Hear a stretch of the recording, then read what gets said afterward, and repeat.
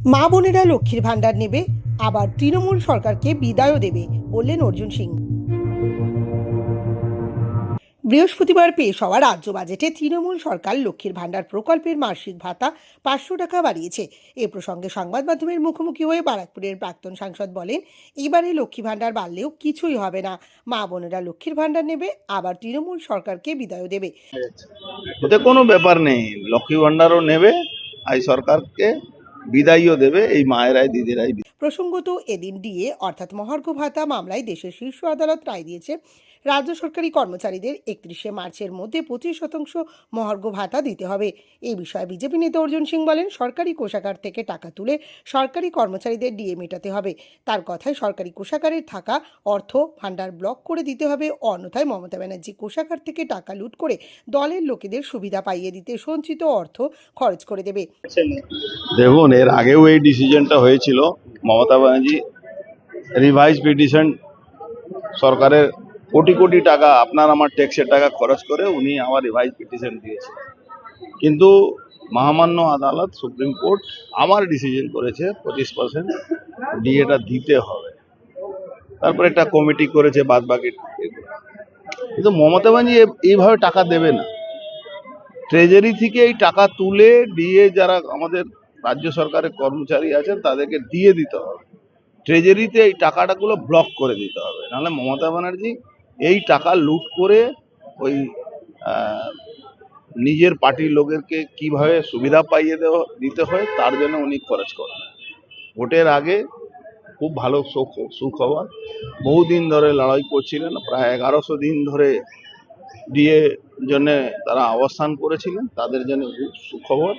বাংলার বিশেষ করে সরকারি কর্মচারীরা যারা দিন রাত খেটে এই সরকারটাকে সহযোগিতা করেন, তারা নিজেই আজকে এই সরকারের থেকে ডিপ্রাইভড ছিলেন। তার মধ্যে সবই আছে, পুলিশ অত ডান্ডা মারছে তারপরে ডিএ পায় না। সরকারি কর্মচারীরা এখনো কিছু কিছু আছেন যারা বিএলও হয়ে তৃণমূলে দালালি করছেন, যারা মরে গেছেন, যারা চলে গেছেন তাদেরও ভোটের নাম তুলে দিচ্ছেন। তা সত্ত্বেও আমরা খুশি যে ওরা এই টাকাগুলো পাচ্ছে। প্রসঙ্গত, 3 বছরের অধিক সময় জেলবন্দি থাকার পর জামিনে মুক্তি পেয়ে আবার পরিষদীয় কাজে যুক্ত হলেন রাজ্যের প্রাক্তন শিক্ষামন্ত্রী পার্থ চট্টোপাধ্যায়। এই প্রসঙ্গে পদ্ম শিবিরের লড়াকু নেতা বলেন, পার্থ চট্টোপাধ্যায় চুরির কায়দা জানেন, ওনার মাধ্যমে কোটি কোটি টাকা পিসি ভাইপোর কাছে গেছে, সেই জন্য পার্থ চট্টোপাধ্যায়কে পুনরায় জায়গা দেওয়া হয়েছে। মানে এটা তো আমি যেটা কথা বললাম কি, চোরের বাড়িতে চোরই তৈরি হয়। তো পার্থ চ্যাটার্জিকে নামের ওয়াস্তে তখন দূরে রেখেছিল, আবার তাকে জায়গা দিয়ে দিয়েছে। আবার চুরি করার যে কায়দাটা উনি চুরি করেছিলেন, সে কায়দাতে কোটি কোটি টাকা পার্টির কাছে গেছে, মমতা ব্যানার্জির কাছে গেছে, ভাইপো কাছে গেছে। সেই কায়দা জানার লোক তো তৈরি করতে সময় লাগবে, এই জন্য আবার রেডিমেড লোককে আবার নিয়ে আসা। প্রসঙ্গত, বিধানসভা নির্বাচনের আগে বিভিন্ন জনকল্যাণমূলক প্রকল্পের সুফল তুলে ধরে লক্ষ্মী এলো ঘরে তথ্যচিত্র প্রচার করেছে তৃণমূল কংগ্রেস। এই বিষয়ে তিনি বলেন, সিপিএম নেতা অনিল বিশ্বাস একদা বলেছিলেন, এই পাড়ায় কমরেডদের অন্য পাড়ায় গিয়ে প্রচার করতে। তৃণমূল নেতাদেরও সেই একই দশা হয়েছে। বাংলায় তো উন্নয়নের নামে চুরি ডাকাতি হয়েছে। তার কথায় বেশিরভাগ ক্ষেত্রে দেখা গিয়েছে চিকিৎসকের বাড়িতে চিকিৎসক তৈরি হয়, আবার ইঞ্জিনিয়ারের বাড়িতে ইঞ্জিনিয়ার তৈরি হয়। ঠিক তেমনই চোরের বাড়িতে চোর তৈরি হবে। এটা বাংলার মানুষ বুঝে গেছে। তার মানেটা কি হলো? তার মানে উন্নয়ন নামে সবাই চিনে গেছে। একটা মনে আছে আপনার একটা ঘটনা, অনিল বিশ্বাস বলেছিলেন এই পাড়া কমরেড যাতে ওই পাড়ায় না ঘুরে অন্য পাড়ায় যেতে হবে। এখন তৃণমূলের অবস্থা আছে, তৃণমূলের নেতাদেরকে দেখলেই মানুষ মনে করছে, আরে তো সিন্ডিকেট বালির টাকা বেশি নিয়েছে, এ তো পাথর টাকা বেশি নিয়েছে, তো আমাদের টাকা নিয়ে নিয়েছে। সেই জন্য এখন ওই পাঁচালি ঘোরাতে হচ্ছে, এখন ওই উন্নয়নের বই ঘোরাতে হচ্ছে। আর বই ঘোরানো তো দরকার নেই, রাস্তায় তো দেখা যাচ্ছে উন্নয়ন কি আছে। উন্নয়ন মানে ডাকাত, উন্নয়ন মানে চোর।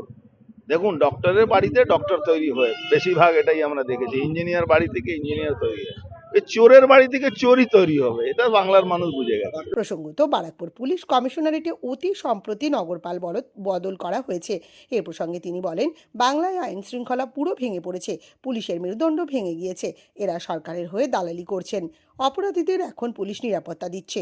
তার দাবি, বারাকপুরে পুলিশ কমিশনারেটের বদল করলেও আইন শৃঙ্খলা রক্ষায় বদল ঘটবে না। সদ্য নতুন কমিশনার জয়েন করলেন, পুলিশ যেই কমিশনার আসবে তারা তাদের মেরুদণ্ডহীন হয়ে গেছে। তারা তাদের কোনো মেরুদণ্ড নেই, তারা এই সরকারের দালালি ছাড়া কিচ্ছু করবে না।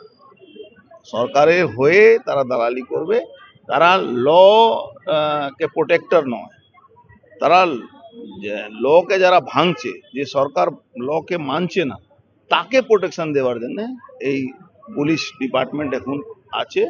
আপনি দেখবেন যত অপরাধী একটা সময় পুলিশের ঠেলায় পালিয়ে বেড়াতো, তাদেরকে এখন পুলিশ সিকিউরিটি দেয়।